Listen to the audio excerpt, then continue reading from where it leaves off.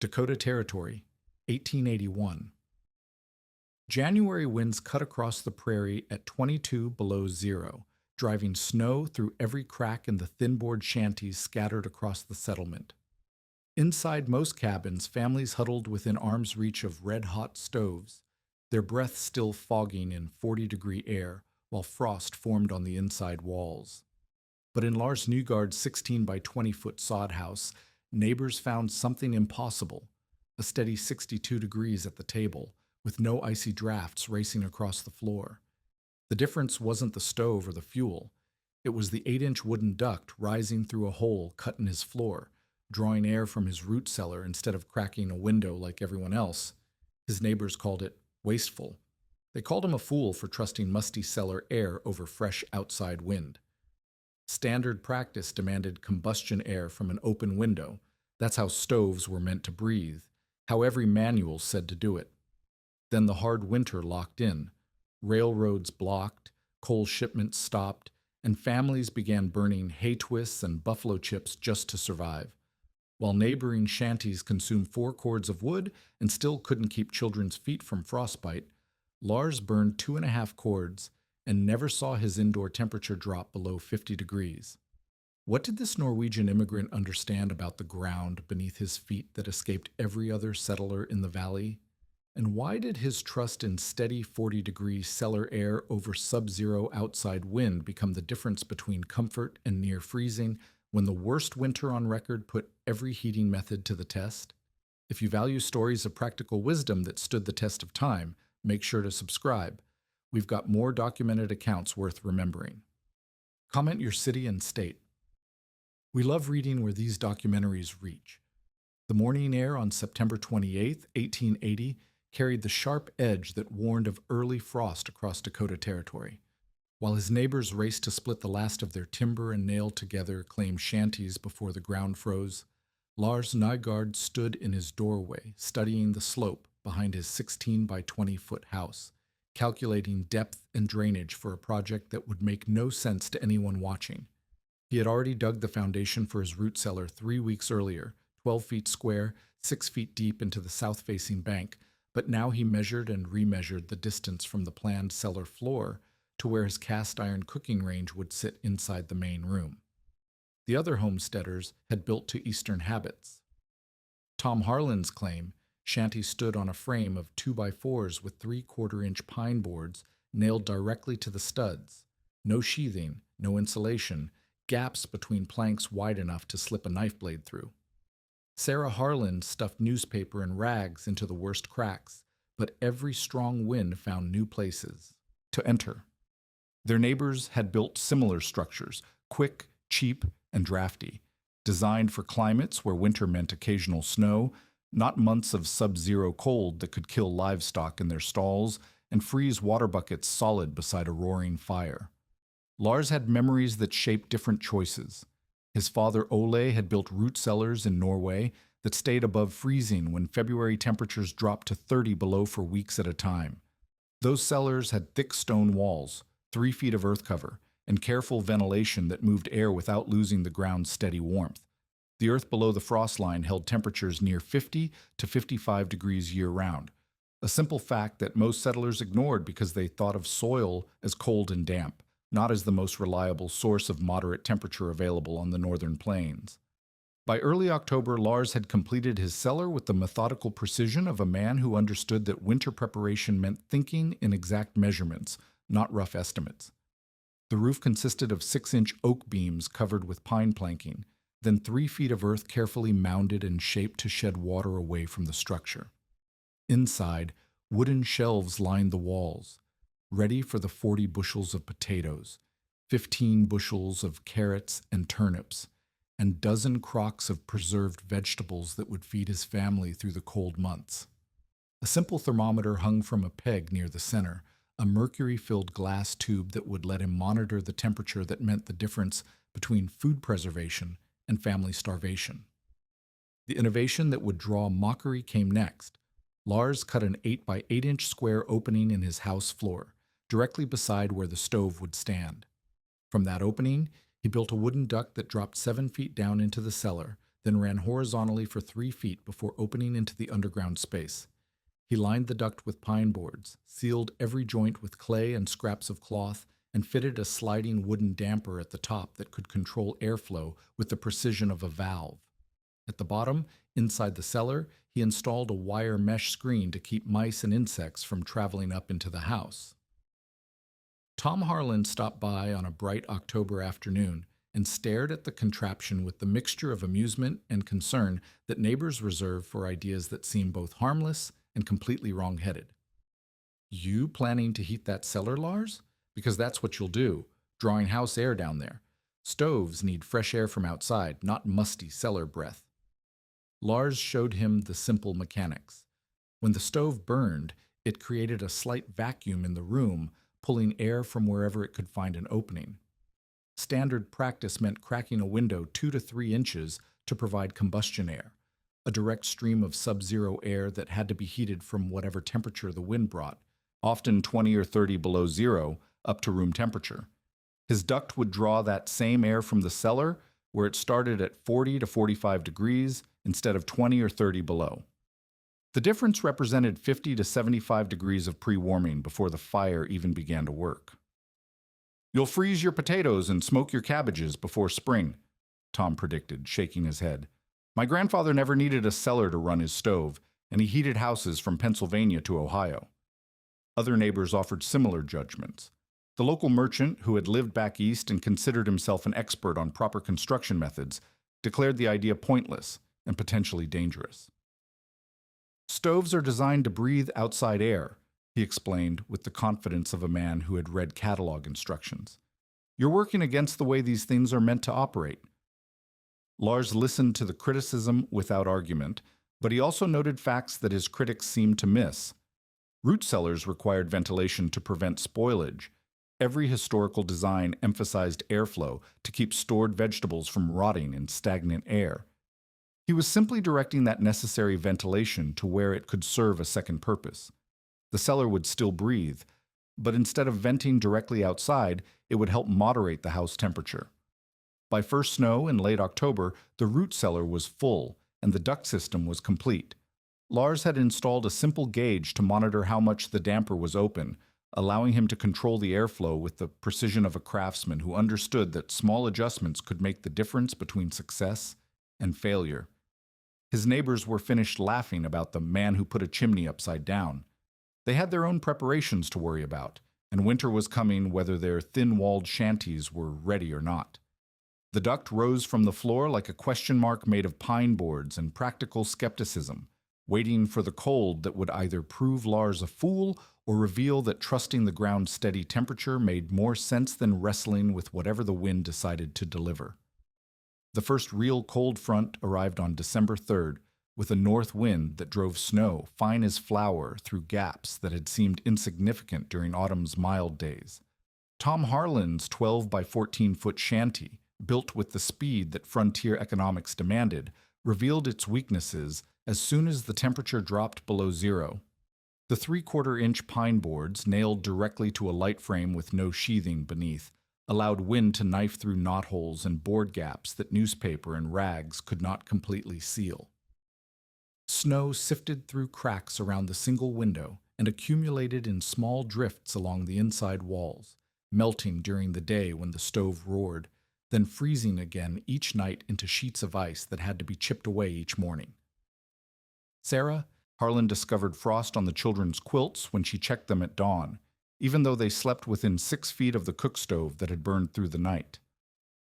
The stove itself, a standard cast iron range typical of 1880s homestead equipment, stood near the center of the room with a 2-inch gap cracked in the window beside it to provide the combustion air that every instruction manual and traveling tinker insisted was essential for proper operation.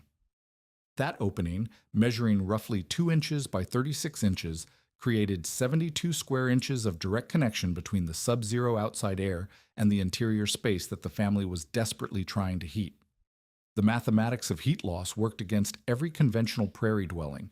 When outside temperatures dropped to 5 below zero, as they did for 7 consecutive nights in early December, Each cubic foot of air entering through that window gap had to be warmed from -5 degrees to 60 degrees, a 65-degree temperature rise that the stove accomplished by burning wood at a rate that shocked families who had calculated their fuel needs based on milder eastern winters.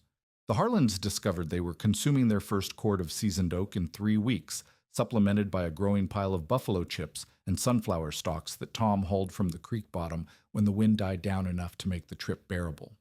Across the settlement, similar struggles played out in claim shanties and hastily built cabins where families learned that heating the northern plains meant heating the outdoors. Wind pressure forced air through every imperfection in construction, around window frames, through board joints, under doors that had seemed tight in October, but now allowed visible streams of cold air to flow across floors where children played and women worked. The negative pressure created by stove chimneys pulling air up and out of the houses only made the infiltration worse, creating a constant circulation of sub-zero air that had to be warmed, humidified, and warmed again as it leaked back outside through different gaps and cracks. During the same December cold snap, Lars Nygaard's house maintained interior temperatures that his neighbors would not have believed without seeing his mercury thermometer. His 18-inch thick sod walls, chinked with clay and lined inside with pine planks, eliminated the knife blade drafts that plagued board construction. His windows, measuring 18 by 24 inches with heavy wooden shutters, could be sealed completely when the wind picked up, unlike the larger windows that his neighbors had installed for light and ventilation during warmer months. Most importantly, his cellar duct system functioned exactly as he had calculated it would. With the damper opened approximately half an inch when the stove was burning, air entered the house at 42 degrees instead of 5 below zero AC. Difference of 47 degrees of pre-warming that reduced the stove's heating load by more than half.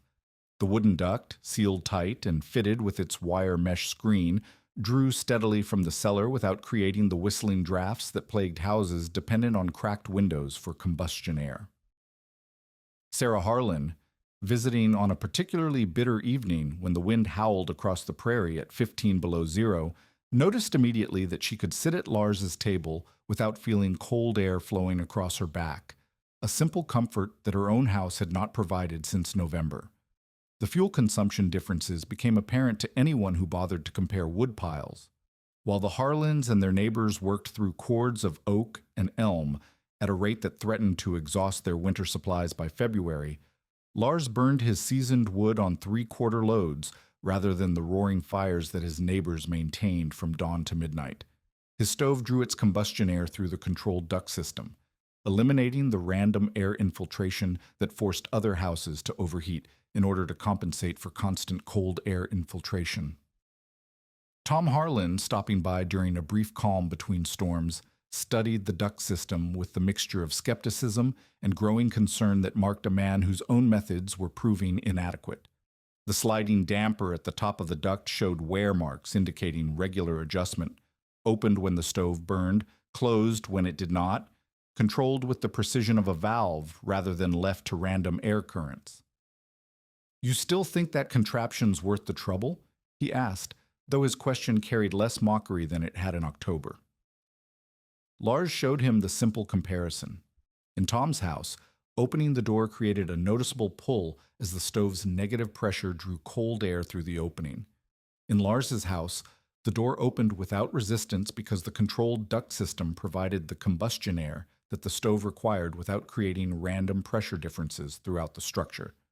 The difference was measurable in comfort, fuel consumption, and the simple fact that Lars's children played on the floor without needing to wear coats indoors. By late December, when a week-long cold snap kept temperatures below zero and the wind drove snow through board walls with the persistence of water finding cracks in a dam, the practical results of different construction methods had become impossible to ignore.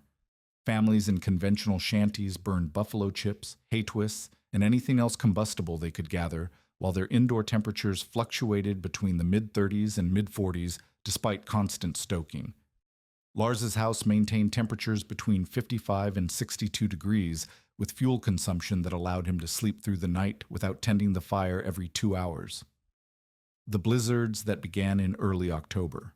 1880 had locked the northern plains under snow that would not melt until the following April, creating the winter that historians would later document as one of the most severe on record. By mid-January 1881, the Chicago and Northwestern Railroad had given up attempts to clear the tracks between Huron and Pierre, leaving settlements across Dakota Territory cut off from coal shipments and store-bought supplies that families had counted on to survive the cold months. What had begun as an unusually early winter had transformed into a siege that tested every assumption about frontier construction and fuel management. Tom Harlan stood in his shanty on the morning of January 15th, watching his breath fog in air that registered 38 degrees on the thermometer hanging beside his kitchen table. Outside, the mercury had dropped to 28 below zero during the night, and the wind that rattled his board walls carried the promise of even colder temperatures to come. His woodpile, which had seemed adequate in September, now stood at less than half a cord, barely enough seasoned oak to last through February if the cold continued. The buffalo chips he had gathered in desperation burned fast and hot, but provided little sustained heat, forcing him to feed the stove constantly while Sarah and the children huddled under quilts that collected frost from their own breathing.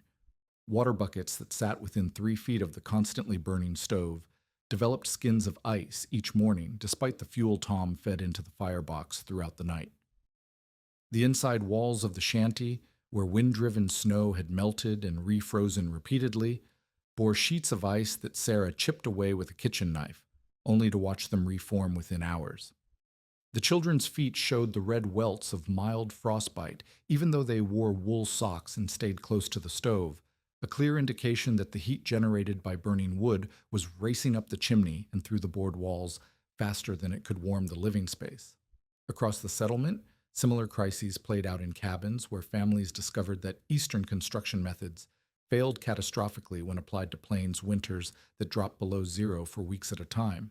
The Johnsons, who had built a frame house with clapboard siding, burned through their entire winter supply of wood by mid-January and resorted to breaking up furniture and burning hay twists to keep their stove going. The Andersons, in a log cabin that had seemed substantial during construction, woke to find frost covering the inside surfaces of their walls, despite maintaining a fire that consumed a full cord of wood every 3 weeks. During this same period, Lars Nygaard's house maintained the steady interior temperatures that had characterized his system since the first cold snap. His mercury thermometer, hanging from a nail driven into the center beam, registered 58 degrees at table, height and 52 degrees near the floor when he checked it each morning before stoking the stove for the day. The cellar duct, with its damper adjusted to provide exactly the airflow his stove required, continued to deliver combustion air at 40 degrees instead of the 28 below zero that howled across the prairie outside his thick sod walls. The critical difference showed most clearly in fuel consumption. While his neighbors burned through cords of seasoned wood at rates that threatened complete exhaustion before spring, Lars had used approximately 2.5 cords by mid-January, a rate that would leave him with adequate fuel reserves even if the cold continued through March. His stove operated on controlled loads rather than the desperate overfiring that characterized houses dependent on random air infiltration, allowing the fire to burn efficiently instead of fighting the constant influx of sub-zero air that plagued conventional construction. Tom Harlan visited on a night when the outside temperature reached 32 below zero, driven by winds that made exposed skin freeze within minutes. Inside Lars's house, he found conditions that seemed impossible given the weather outside. The air near the table remained warm enough that the children worked on lessons without wearing coats, while the floor temperature stayed above the point where standing barefoot became painful. Most remarkably, the house maintained these conditions without the constant roar of an overfired stove or the whistling drafts that made conversation difficult in Tom's own home. The mechanics of Lars's advantage became clear when Tom studied the airflow patterns. In his own shanty, opening the door created a visible rush of warm air, escaping while cold air flooded in through every crack and gap to replace it. In Lars's house, the door opened without creating turbulence because the controlled duct system satisfied the stove's air requirements without depending on random leakage. The difference represented the contrast between a system designed to work with natural airflow principles and one that fought against them. Lars monitored his cellar temperature with the same precision he applied to his fuel consumption, checking the thermometer that hung in the underground space to ensure that his air-drawing system did not compromise food storage. During the worst cold of late January, when outside temperatures remained below 20 degrees for 10 consecutive days, the cellar maintained temperatures between 36 and 40 degrees, cold enough to preserve potatoes and root vegetables, but warm enough to provide the preheated air that made his heating system dramatically more efficient than conventional methods. The contrast between houses became a topic of conversation at the small store when families gathered to compare their dwindling fuel supplies and share strategies for surviving the remainder of winter. Men who had mocked Lars's cellar duct in October now asked practical questions about duct dimensions, damper construction, and the depth required to tap into ground temperature that remained stable regardless of surface weather. The innovation that had seemed foolish during mild autumn weather now appeared to be the difference between calculated fuel management and the desperate burning of furniture and animal feed that characterized the final months of the hard winter of 1880 to 81. By mid-February 1881, the settlement's informal gathering at Hanson's store had become a weekly accounting of survival rather than social visiting. Families compared their remaining fuel supplies with the grim mathematics of men calculating whether they had enough resources to live through spring. Tom Harlan reported that his woodpile had shrunk to 3/4 of a cord, supplemented by a dwindling pile of buffalo chips and hay twists that burned too quickly to provide sustained heat.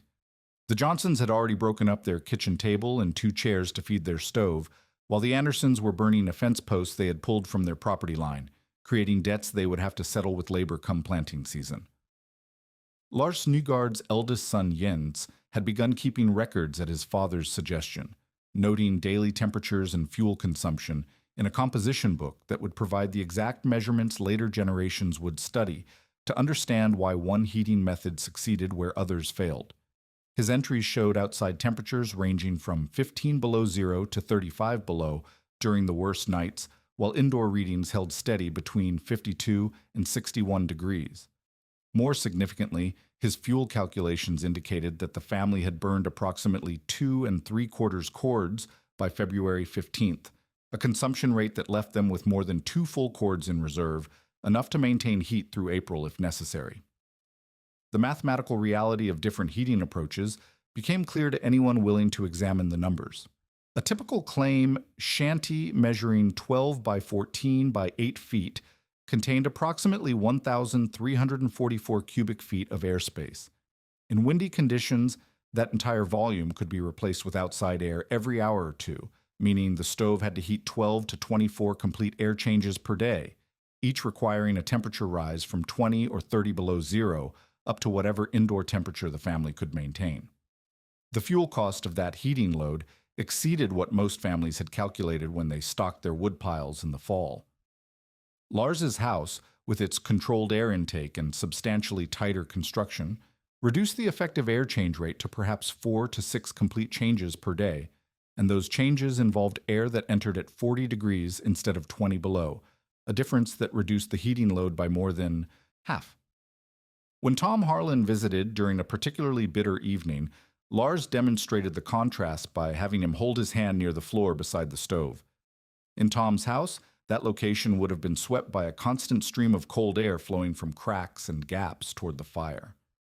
In Lars's house, the air near the floor remained still and warm, heated once, and allowed to circulate naturally instead of being constantly replaced by sub-zero infiltration. The precision of Lars's system showed in details that his neighbors had initially dismissed as unnecessary complexity. The sliding damper at the top of the cellar duct bore pencil marks indicating different opening positions. Fully closed when the stove was not burning, opened 1/4 inch for banking fires overnight, opened 3/4 of an inch for normal daytime heating, and opened a full inch during the coldest weather when maximum heat output was required. These adjustments allowed him to match the air intake exactly to the stove's requirements without the waste that characterized houses dependent on random air infiltration. Sarah Harlan, who had initially shared her husband's skepticism about the cellar duct, found herself studying the practical results with the eye of a woman responsible for managing household resources. During her visits to Lars's house, she noticed that bread dough rose properly on the table, that her children's runny noses cleared up in the warmer, less drafty air, and that she could work at sewing or mending without wearing a coat and mittens indoors. These comforts, which had seemed impossible to achieve in a Dakota winter, resulted directly from the controlled heating system that eliminated the random air currents plaguing conventional construction. The fuel efficiency became most apparent when neighbors began asking Lars for advice about stretching their remaining wood supplies through the rest of winter. He showed them the simple calculation that governed his system. Every cubic foot of air entering at 40 degrees instead of 20 below zero saved 60 degrees of heating, a reduction that allowed the same amount of fuel to provide dramatically more effective warmth. A stove burning wood to heat air from 20 below to 60 degrees had to provide an 80-degree temperature rise, while the same stove heating cellar air from 40 to 60 degrees needed only a 20-degree rise, effectively reducing the heating load by 75%. Tom Harlan, swallowing the pride that had sustained his criticism through the autumn months, asked Lars to help him install a similar system before his fuel ran out completely. They spent 2 days cutting a duct from Tom's small root cellar to his stove, using the techniques Lars had developed. An 8-inch square wooden channel, sealed joints, a simple damper made from a sliding board, and careful attention to the balance between drawing enough air for combustion while avoiding overventilation that could chill stored food. The immediate results convinced Tom that he should have overcome his skepticism months earlier.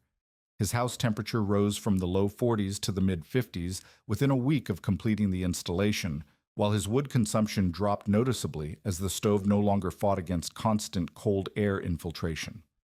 Sarah Harlan, working in their kitchen without the knife-edge drafts that had characterized winter cooking, declared the modification the most practical improvement they had made since arriving in Dakota Territory.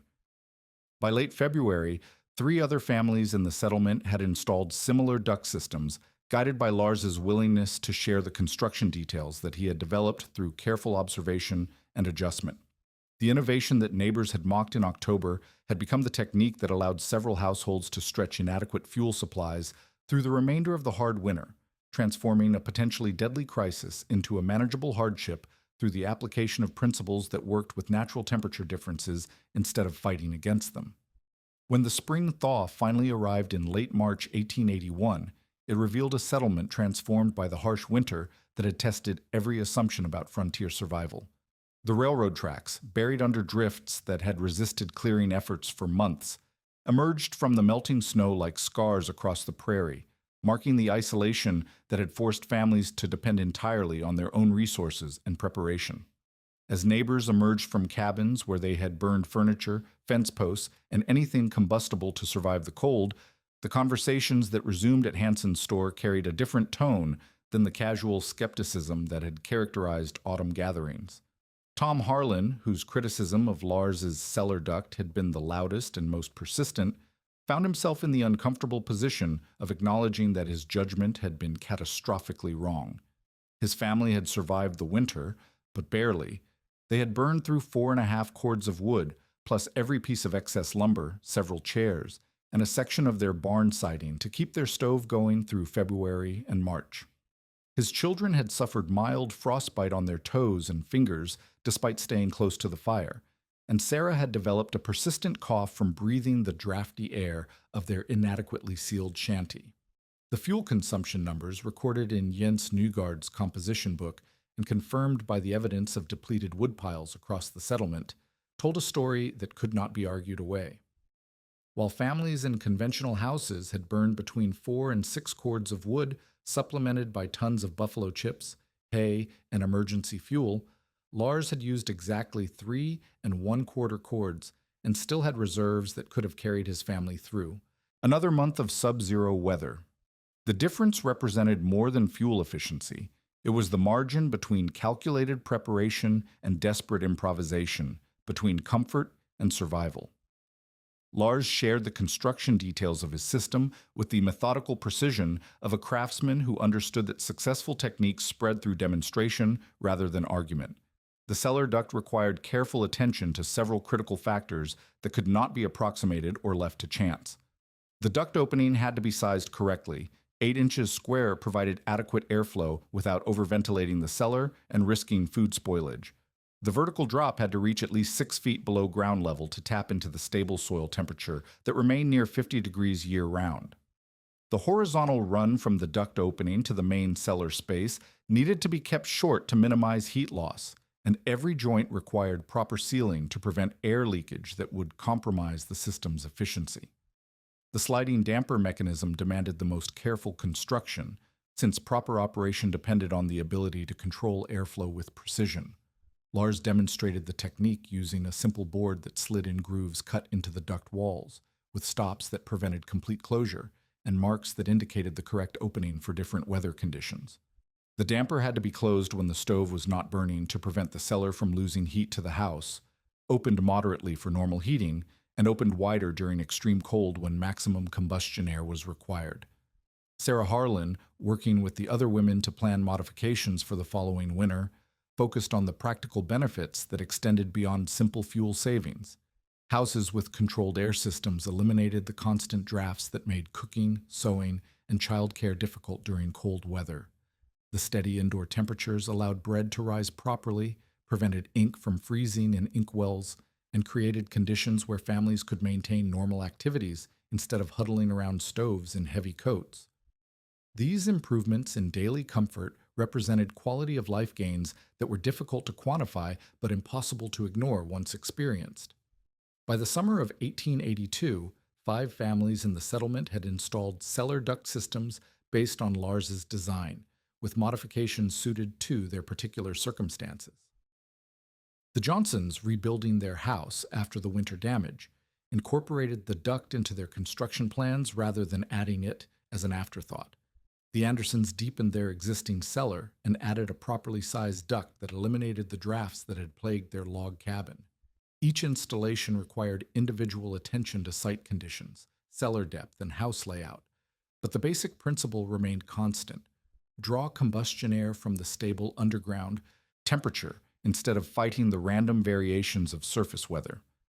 The technique spread beyond the immediate settlement as neighbors shared their experiences with relatives and friends in surrounding areas. Letters written to family members back east included descriptions of the heating method that had allowed prairie families to survive the hard winter with manageable fuel consumption and reasonable comfort. Some correspondents expressed skepticism about drawing cellar air for heating, but others recognized the logic of using the Earth's stable temperature as a resource rather than treating underground spaces as problems to be overcome. Within 5 years, variations of the cellar duct system appeared in homesteads across the northern plains, adapted to local conditions but based on the same fundamental insight that Lars had applied to his original installation. The method worked equally well with root cellars, dugout shelters, and partially underground storage rooms, provided the excavation reached below the frost line and the duct system was properly constructed and controlled. Modern engineers would later recognize these installations as primitive examples of earth-air heat exchangers, systems that used the ground's thermal mass to moderate building temperatures in exactly the same way that contemporary energy-efficient construction employed buried pipes and controlled ventilation. The man who had been mocked for cutting a hole in his floor to pipe air from his cellar had demonstrated a truth that transcended the specific techniques of frontier construction. Reliable systems work with natural conditions rather than against them, and the difference between wisdom and foolishness often becomes clear only when both approaches face the same test.